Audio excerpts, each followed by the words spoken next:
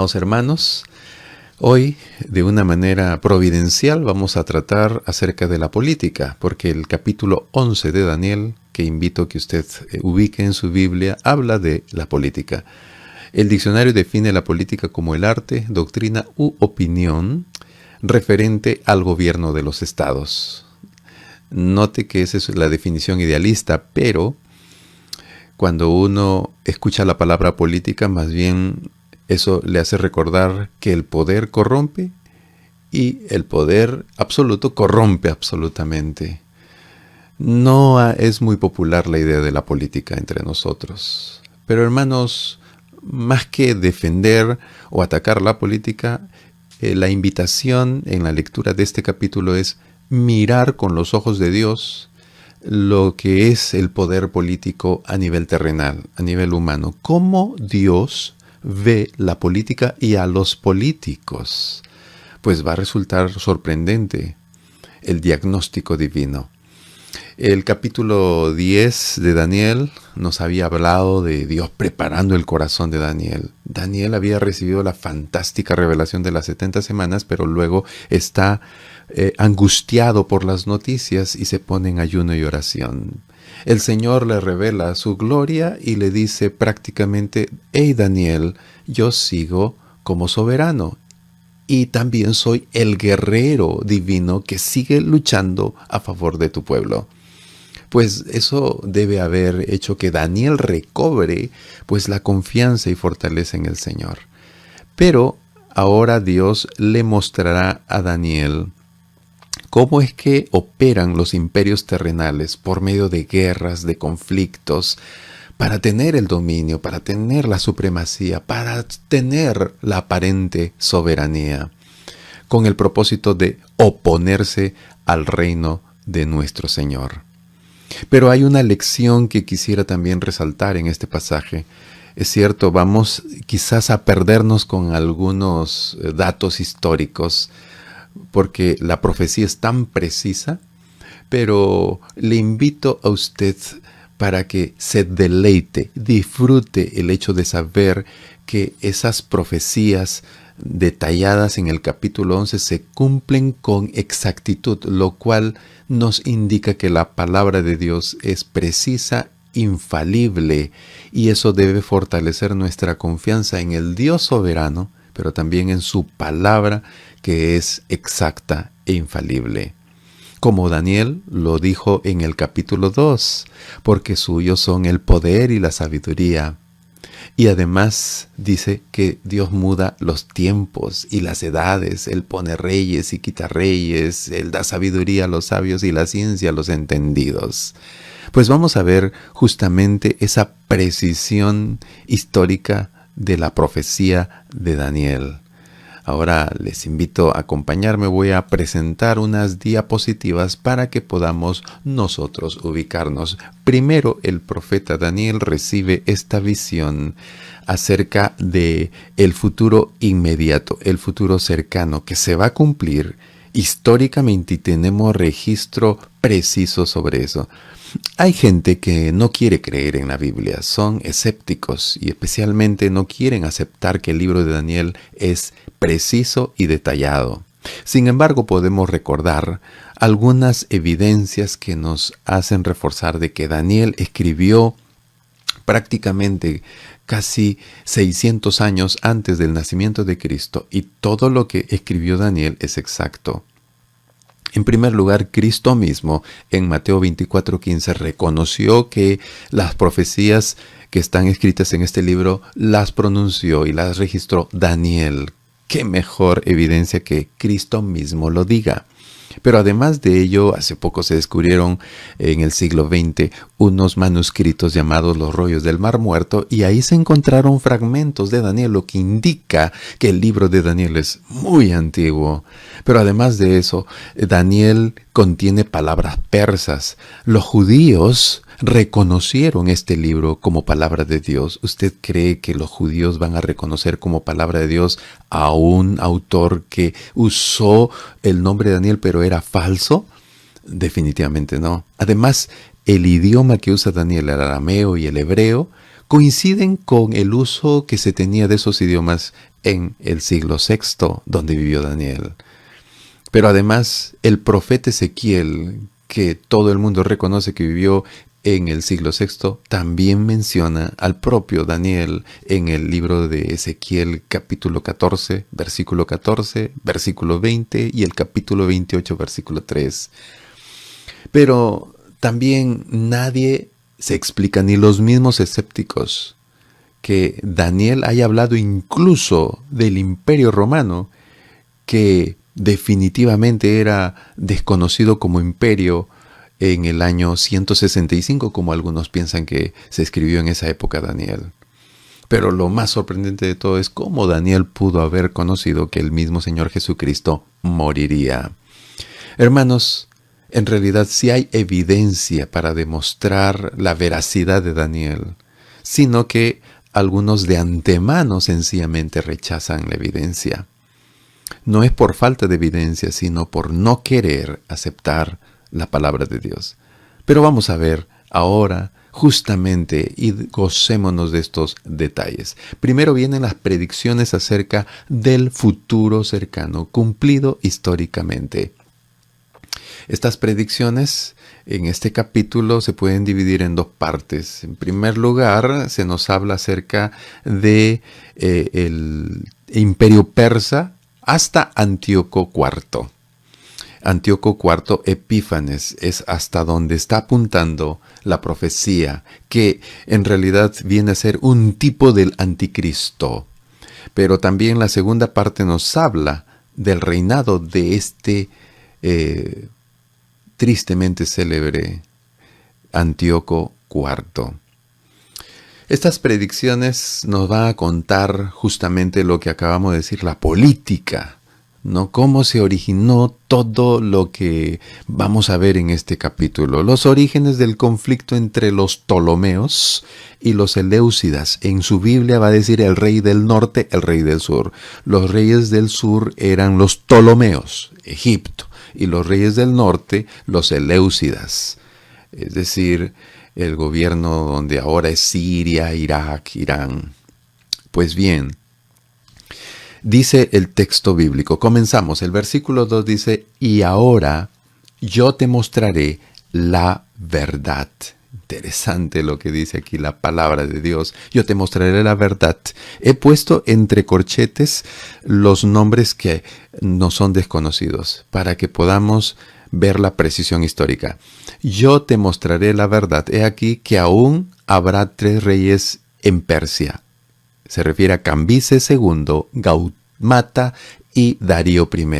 Y el cuarto, se refiere a Jerjes I, se hará de grandes riquezas más que todos ellos, y al hacerse fuerte con sus riquezas levantará a todos contra el reino de Grecia. Ciro el Grande tuvo 2 hijos, Cambises y Esmerdis. Él era el mayor. Cambises, cuando fue a la guerra contra los egipcios, temiendo que su hermano lo traicionara, pues lo mandó a matar en secreto. Ahora Cambises, de regreso en el camino, murió. Y un tal Gaumata, que tenía un parecido físico con Esmerdis, aprovechando eso, se autoproclamó soberano.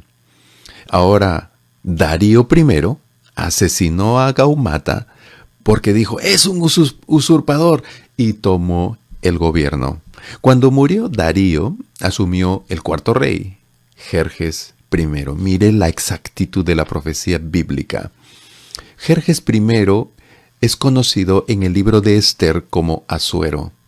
Ahora recuerden que en el libro de Esther se nos habla que él convocó a un gran banquete y comenzó a alardear y trajo a la reina Vasti, pero la reina Vasti se opuso. Entonces él luego elige como su reina a Esther.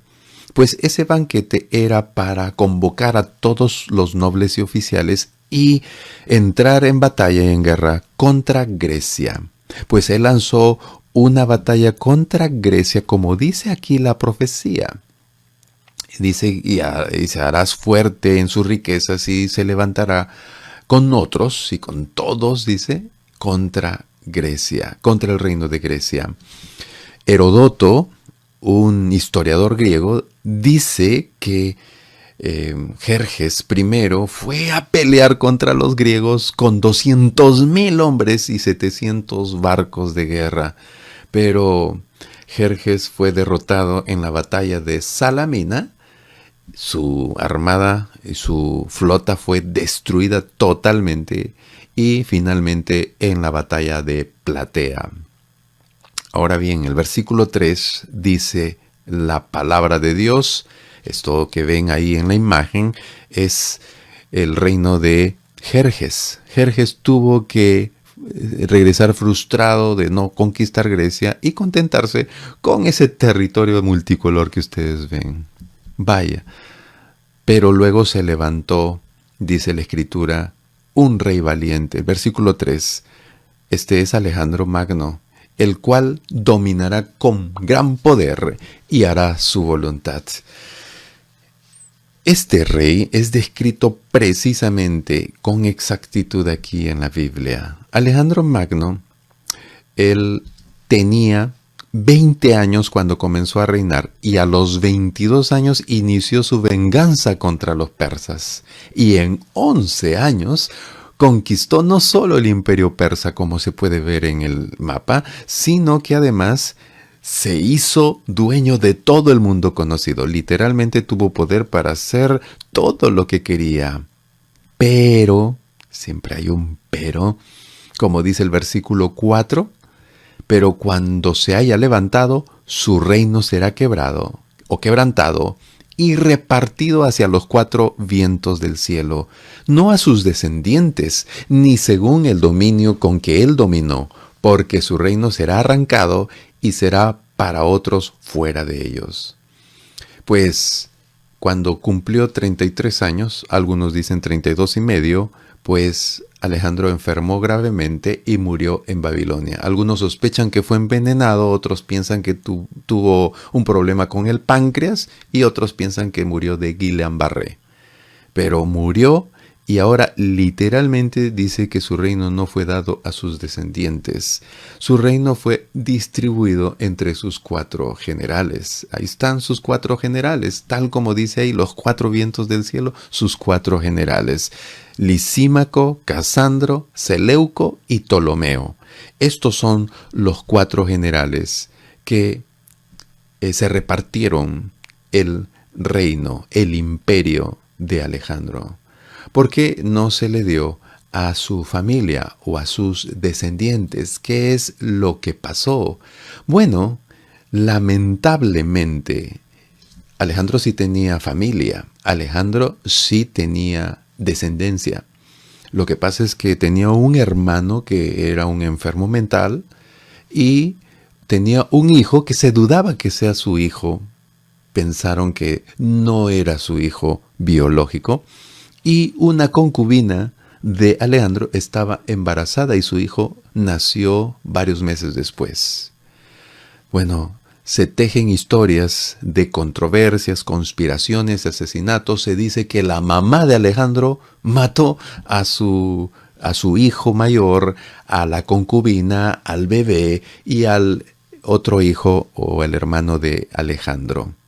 Pero la historia dice que en realidad su propio general llamado Casandro mandó a matar a toda la descendencia de Alejandro. Por si acaso, era costumbre en aquellos años matar a los rivales políticos. Hoy en día, si los políticos que están compitiendo en la actualidad tuvieran el poder para mandar a matar, ¿lo harían? Bueno, tenemos gente que ha sido alcalde, que ha sido gobernante, que está en la cárcel porque se sospecha que son autores intelectuales de asesinatos. Esto no ha cambiado, estimados hermanos. Pues estas conspiraciones y asesinatos eran el pan de día en aquellos años y hoy en día, si no matan físicamente, quieren acabar con sus rivales políticos de una vez por todas. Saben, hermanos, tremenda lucha que hay por el poder. Bueno, hermanos, lamentablemente Alejandro vio disuelto su imperio después de su muerte, se acabó ese imperio. Ahora viene el conflicto entre el norte y el sur. Dice así la palabra de Dios en el versículo 5. Y se hará fuerte el rey del sur, Ptolomeo I. Mas uno de sus príncipes, se refiere a Seleuco I, será más fuerte que él y se hará poderoso, su dominio será grande. Ahora el texto se enfoca en las guerras entre el rey del norte y el rey del sur. ¿A usted qué le parece extraño? ¿De quiénes está hablando? Pues está hablando de estos dos que son la cabeza y los originales de toda una descendencia. Los hijos de los hijos de los hijos de los hijos de estos dos personajes entraron en una guerra. Los del norte con los del sur, disculpen. Entonces aquí tenemos pues a Ptolomeo I contra Seleuco. Originalmente eran aliados, tanto así que Seleuco fue un general de Ptolomeo cuando estaban luchando contra un tal Antígono.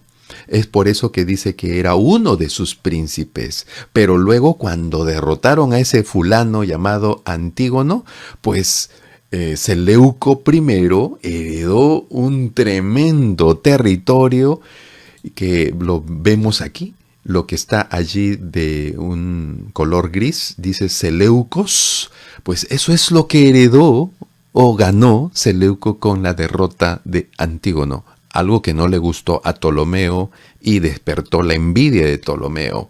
Eso no le gustó y especialmente porque Seleuco se apropió de un territorio llamado Siria y de ese territorio codiciable que era Israel, pero que todavía estaba en manos de Ptolomeo.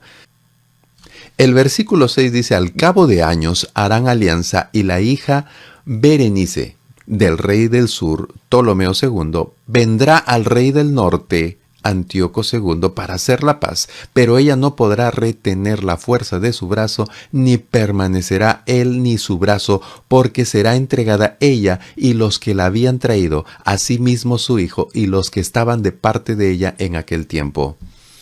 Cuando murió Ptolomeo I y también Seleuco I, sus hijos comenzaron a pelear entre sí por Siria. Esto es la primera guerra siria. Ptolomeo II y Antíoco I. Se suspendió la guerra y luego pues hubo una especie de gobierno de Antíoco II, pero luego entraron en una segunda guerra. Y en esta segunda guerra pues ellos al estar luchando y no haber quien gane, firmaron la paz y establecieron una alianza matrimonial. Pero esta vez la forma de la alianza era a través de dar como esposa a Berenice. Ptolomeo envió a su hija Berenice para que se case con Antíoco II. Tuvieron un hijo, pero había un detalle que faltaba. Y es que Antíoco II ya era casado. Su esposa primera se llamaba Laodice. Laodice era una mujer ambiciosa de poder, pero con ella ya tenía hijos. Por eso ya tenía herederos. Ahora, Antíoco, para quedar bien con su suegro, se divorció, su nuevo suegro, Ptolomeo II, se divorció de Laodice. Esto no le gustó para nada a Laodice. Ptolomeo II murió y Antíoco, ¿qué hizo? Antíoco I o Antíoco II, pues regresó con su antigua esposa. Y bueno, Antíoco II, en este caso, al regresar y visitar a su esposa Laodice en Éfeso, la esposa Laodice, la primera esposa, lo envenenó. Pero antes de morir, lo hizo firmar el testamento diciendo que el hijo de ella sería el rey. Entonces, ¿qué hizo Laodice? Laodice mandó a matar también a Berenice, a su hijo y a toda la gente que había venido de Egipto con Berenice, cumpliéndose con exactitud lo que dice la palabra de Dios. Increíble. Dice la escritura, pues, pero ella no podrá retener la fuerza de su brazo, ni permanecerá él ni su brazo, porque será entregada a ella y los que la habían traído, asimismo su hijo y los que estaban de parte de ella en aquel tiempo. Exacta es la palabra de Dios. El siguiente versículo, los siguientes versículos dicen así la palabra del Señor. Pero un renuevo, se refiere a Ptolomeo III, que era hermano de Berenice, de sus raíces se levantará sobre su trono y vendrá con ejército contra el rey del norte, Seleuco, ahora Seleuco II, y entrará en la fortaleza y hará con ellos o en ellos a su arbitrio y predominará. Y aún a los dioses de ellos, sus imágenes fundidas y sus objetos preciosos de plata y de oro llevará cautivos a Egipto, y por años se mantendrá él contra el rey del norte. Así Seleuco II entrará en el reino del sur, o el reino del rey del sur, Ptolomeo III, y volverá a su tierra. Como el asesinato de Sarajevo hizo que estallase la Primera Guerra Mundial, pues aquí el asesinato de Berenice, de su hijo y de todos sus sirvientes produjo lo que se llamó la Tercera Guerra Siria. Ptolomeo III, que era hermano de Berenice, asesinó a Laodice y se enfrentó al hijo de esta mujer, Seleuco II. Pues dice la escritura que dice, entrará en la fortaleza. Y exactamente, ¿qué hizo Ptolomeo? Pues Ptolomeo atacó Antioquía y entró en la fortaleza de Antioquía. Como dice la profecía, encontró poca resistencia y ¿qué hizo Ptolomeo? Comenzó a hacer pillaje y comenzó a desvalijar a todos los sirios y se llevó incluso a sus dioses y los objetos valiosos. ¿Pero por qué se llevó a los dioses? Porque al llevar a sus dioses les está diciendo a los seleucidas, hey, yo los derroté, incluso a sus dioses. Luego Ptolomeo regresó porque en Egipto, en su país, comenzó a haber revueltas, revoluciones, entonces él tuvo que abandonar pues el norte y regresó al sur.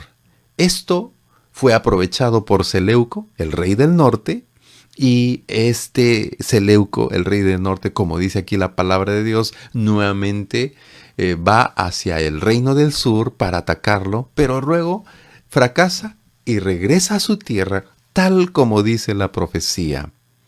Incluso, como dice el texto bíblico, el rey del sur vivió más años que el rey del norte. Y es que Seleuco, él estaba un día cabalgando y se cayó de su caballo, murió a los 40 años. Dice la escritura, a continuación, lo que sucedió con el reino del norte. Al inicio, como que pierden, luego vencen, luchan, pelean y finalmente son nuevamente derrotados. Bueno, vamos a ver el eventual dominio del reino del norte, los seleucidas, bajo el dominio de Antíoco III, llamado Antíoco el Grande, como Alejandro el Magno o Alejandro el Grande. Versículos 10, 11 y 12. Dice la escritura, mas los hijos de aquel Seleuco III y Antíoco III se airarán y reunirán multitud de grandes ejércitos y Antíoco III vendrá apresuradamente e inundará y pasará adelante. Luego volverá y llevará la guerra hasta su fortaleza. Esto es históricamente exacto porque Seleuco II tuvo hijos y estos dos hijos, que aunque estaban en dos diferentes lugares, se unieron. Estos hijos se llamaban Seleuco III y Antíoco III, y ellos querían restaurar el imperio.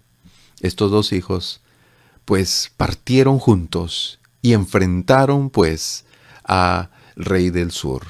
Dice la escritura que ellos vendrían apresuradamente y llevaría la guerra hasta su fortaleza, dice. Seleuco III fue asesinado en Anatolia. Lo asesinaron sus propios comandantes. Pero ahora Antíoco III quedó solo y él tenía que ejercer el gobierno. Tenía 18 años este Antíoco III, rey del norte. Pero su interés era restaurar nuevamente todo el territorio de Siria. El gobierno de Egipto pues cambió. Ptolomeo III murió y fue reemplazado por su hijo Ptolomeo IV. Ptolomeo IV era débil y Antíoco III aprovechó esto, como dice la escritura, para pues expandir su territorio, pero no tuvo éxito y tuvo que retirarse. El versículo 11 dice: por lo cual se enfurecerá el rey del sur, Ptolomeo IV, y saldrá y peleará contra el rey del norte, Antíoco III, y pondrá en campaña multitud grande, y toda aquella multitud será entregada en su mano. El rey del sur, Ptolomeo IV, se enfureció y marchó a luchar contra Antíoco en la batalla de Rafia. Esto tuvo lugar el 22 de junio del año 217. En esta gran batalla, Ptolomeo IV tenía 70,000 soldados, 6,000 jinetes y 73 elefantes de guerra africanos. Por su parte, Antíoco III, el rey del norte, tenía 62,000 soldados, 6,000 jinetes y 103 elefantes. Pero los elefantes que tenía Antíoco eran asiáticos, es decir, los elefantes eran más grandes. A Antíoco también se le unieron 10,000 nabateos y otras tribus árabes. Al final, el ejército de Antíoco III, a pesar de tener tanto poder, fue entregado en manos de Ptolomeo IV. Y como resultado, Ptolomeo recuperó el importante territorio de Siria, mientras Antíoco se retiraba a Antioquía. Y en medio de todas estas guerras, hermanos, ahí está Israel. En medio de todas estas tierras, el rey del norte tenía que venir a atacar a los reyes del sur, y para poder atacarlos pasaba por territorio israelí. Los reyes del sur, para atacar a los reyes del norte, tenían que pasar por territorio israelí. Y los judíos tenían que estar soportando pues todas estas guerras, batallas y encuentros, saqueos, en fin. El sufrimiento era continuo en todas estas guerras. Todos los que han leído Historia Universal saben que las guerras no solo afectan los países involucrados, sino los países por donde pasan. Se cuenta que cuando Alemania quería atacar a Francia en la Segunda Guerra Mundial, los franceses habían hecho una especie de frontera, una especie de muralla, se llamaba la línea de Maginot, pero los alemanes aprovecharon y atacaron a un país que no tenía nada que ver con la guerra, Bélgica. Resulta interesante que no tenían nada que ver con esta guerra los israelitas, pero ellos sufrieron los embates, las idas y vueltas de estos ejércitos. Hermanos, dice el versículo 13, vamos a continuar, versículo 13. Ahora los egipcios son derrotados, Antíoco comienza a tener victorias y el rey del norte, Antíoco III, volverá a poner en campaña una multitud mayor que la primera, y al cabo de algunos años vendrá apresuradamente con gran ejército y con muchas riquezas. En aquellos tiempos se levantarán muchos contra el rey del sur, Ptolomeo V, y hombres turbulentos de tu pueblo se levantarán para cumplir la visión, pero ellos caerán. Bueno, Antíoco se recuperó de la derrota, pero también ganó poder en otras partes del imperio que hicieron que le apodaran Antíoco el Grande. Ptolomeo IV murió, el rey del sur, y allí Antíoco III el Grande aprovechó la oportunidad para finalmente contraatacar a los egipcios. El nuevo rey de Egipto era Ptolomeo V, y adivine qué, tenía solo 6 años de edad. Eso hizo que todo el mundo estuviese confundido. ¿Qué vamos a hacer un niño de 6 años gobernando un imperio? Bueno, dice la Escritura que levantará, dice, a muchos, a una multitud más grande que antes. Pues efectivamente se inició la quinta guerra siria. Pues en aquellos tiempos él fue ayudado por el rey Felipe V de Macedonia, es decir, Antíoco, se unió contra Ptolomeo V. Los líderes, estos dos líderes acordaron conquistar y compartir los territorios que no eran de Egipto. Con ellos estaban algunos revolucionarios judíos, por eso dice aquellos, dice la Escritura, aquellos turbulentos de tu pueblo, pues judíos que eran opositores, enemigos de los Ptolomeos, se unieron a los reyes del norte para atacar a los egipcios. Bueno, no tuvieron éxito, tropezaron. Por eso, así dice la Escritura al final. Incluso dicen que ellos, para cumplir la visión, es que hicieron todo ello. Parece que ellos estaban pensando que estaban cumpliendo la profecía de Daniel, como que a propósito ellos eran conscientes del cumplimiento de esta profecía. Bueno, al final, Ptolomeo V contrató los servicios de un general griego llamado Escopas. Este general griego venció pues y aplastó a los judíos y los castigó, y castigó a los líderes de Jerusalén y de Judá que se habían rebelado contra el gobierno de Ptolomeo.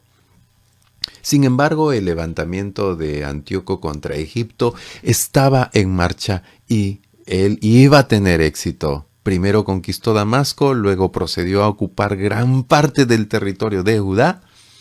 Pero hermanos, mientras las ciudades costeras todavía estaban en manos de Ptolomeo, pero aquí ya se nota, pues, el cumplimiento exacto de la profecía. Versículo 15 dice, vendrá pues el rey del norte, Antíoco III, y levantará baluartes, y tomará la ciudad fuerte, y las fuerzas del sur, los egipcios, no podrán sostenerse, ni sus tropas escogidas, porque no habrá fuerzas para resistir. Antíoco lanzó una segunda ofensiva, una segunda batalla, derrotando al general Escopas, que él finalmente, al ser derrotado, se rindió y se retiró con sus 10,000 hombres. Pero allí, en Sidón, donde él se retiró y se escondió, vino Antíoco y cercó la ciudad, tal como dice la Escritura. Y ellos no se pudieron sostener porque se morían de hambre. Es decir, rodearon la ciudad y no permitieron que entrase nada de comida a la ciudad. Y al estar muriéndose de hambre, finalmente fueron derrotados. Como dice la palabra de Dios, se levantará montículo de asedio y tomará la ciudad bien fortificada.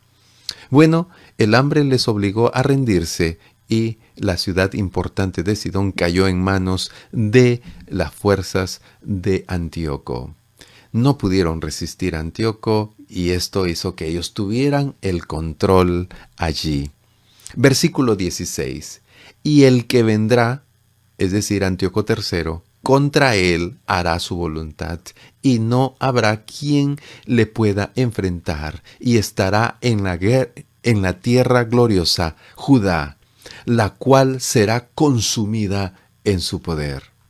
Con Egipto demasiado débil, pues, entonces Antíoco pudo hacer lo que quiso.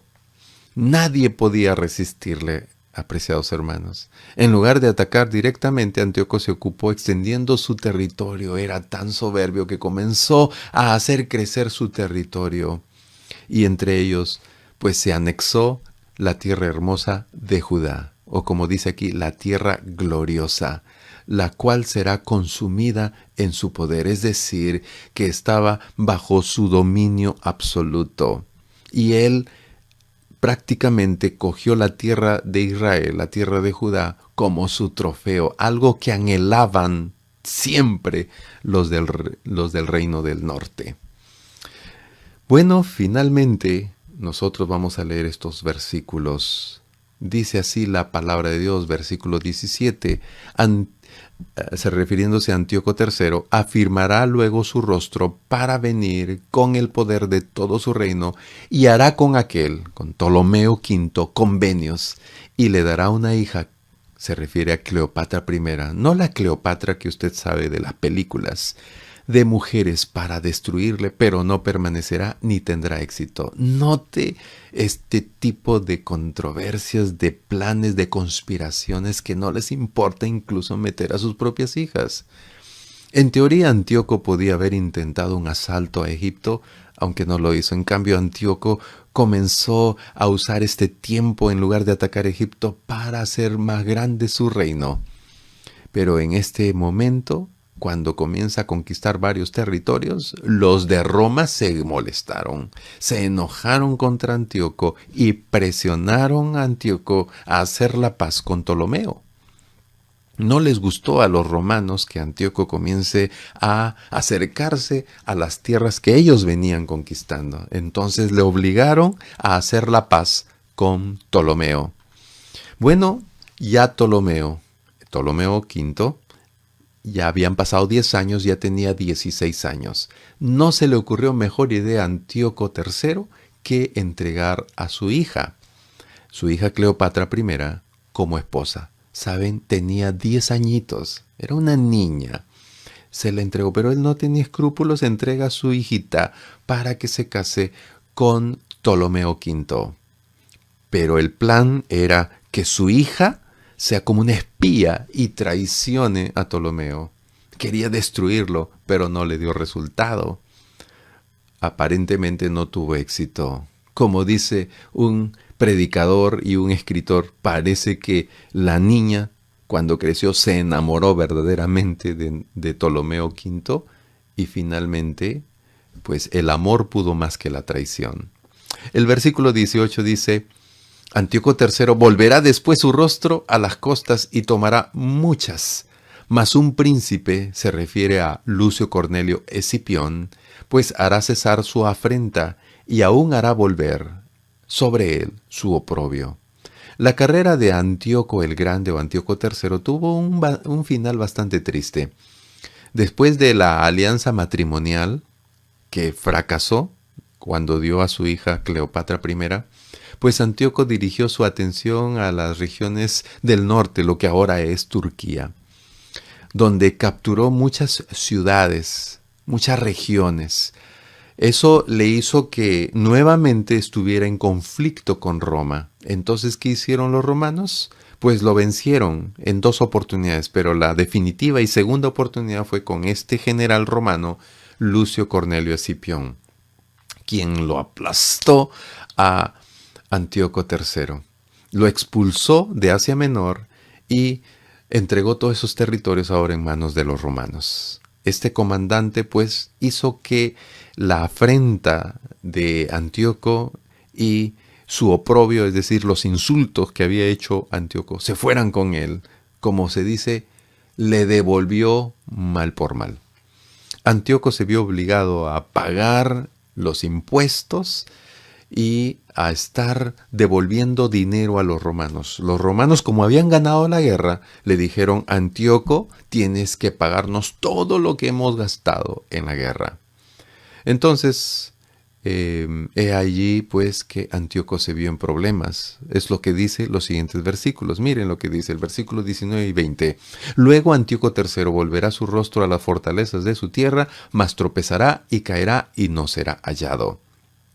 Bueno, lo que pasa es que Antíoco tuvo que regresar a su tierra y allí murió. La derrota de Antíoco hizo que se le rebelase su propia gente y esto llevó a Antíoco a hacer otra expedición a las provincias orientales.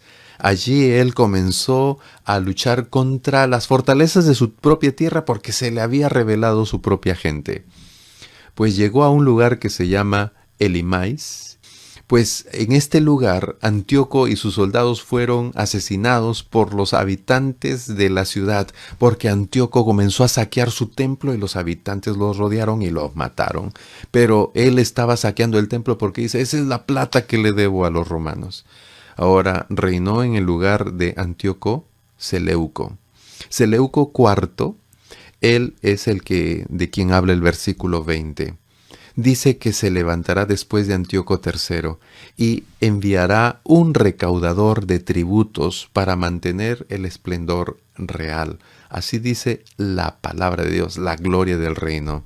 Aparentemente, Seleuco IV tenía la ventaja de tener un gran reino, pero tenía una deuda con Roma, deuda heredada de su papá.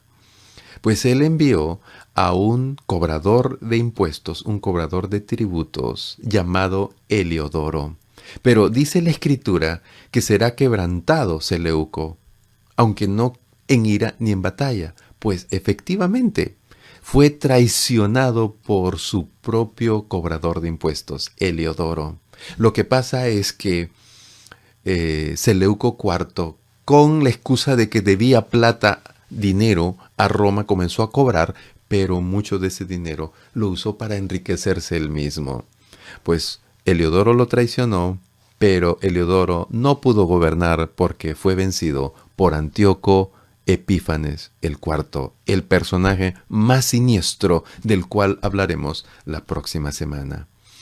Hermanos amados, esto ya se había hablado en los capítulos anteriores. Recuerdan pues la imagen de la estatua de los diversos materiales y luego pues las bestias y finalmente el macho cabrío y el carnero. Pues esto ya había sido anticipado. Dios nos está mostrando pues a través de este capítulo cómo opera la política humana, ¿no? Podríamos decir que los reyes y las personas que son líderes políticos, ellos no tienen ningún escrúpulo y ellos usan pues lo que está a su alcance. Pues un escritor dice que este capítulo enfatiza la traición, la contienda, los tratados rotos, la guerra, la codicia, el odio, el uso del matrimonio con fines políticos, los asesinatos, la venganza, la destrucción. Algo que se repite a lo largo de la historia. Detrás de ello hay poderes malignos actuando, amados hermanos. Eso es lo que dice la Biblia. Jesucristo nos describe claramente esto en Marcos capítulo 10 versículos del 42 al 45, pero además lo usa para contrastarlo. Entre nosotros los cristianos no debe ser como los políticos de este mundo. Dice Jesús que llamándolo les dijo: sabéis que los que son tenidos por gobernantes de las naciones se enseñorean de ellas. Dice la Escritura, se enseñorean de ellas y sus grandes ejercen sobre ellas potestad. Pero no será así entre vosotros, sino que el que quiera hacerse grande entre vosotros será vuestro servidor. Y el que de vosotros quiera ser el primero será siervo de todos. Porque el Hijo del Hombre no vino para ser servido, sino para servir y para dar su vida en rescate por muchos. Hermanos, a diferencia del mundo con su política, los cristianos miramos a Jesucristo.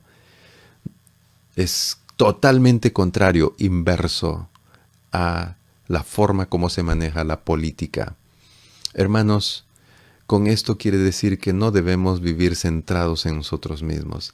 Debemos ser siervos en lugar de nosotros ser servidos. Debemos estar dispuestos a imitar a Cristo y Él estuvo dispuesto a dar su vida en rescate por nosotros. Que Dios nos ayude, hermanos, a imitar a Cristo. Y el Evangelio es totalmente la antípoda de la lógica política terrenal. Que Dios nos ayude, hermanos, a mirar a Cristo y no estar esperanzados en los reinos de este mundo. Muchas gracias, que Dios le bendiga. Vamos a orar. Bendito Señor, gracias te damos por tu palabra.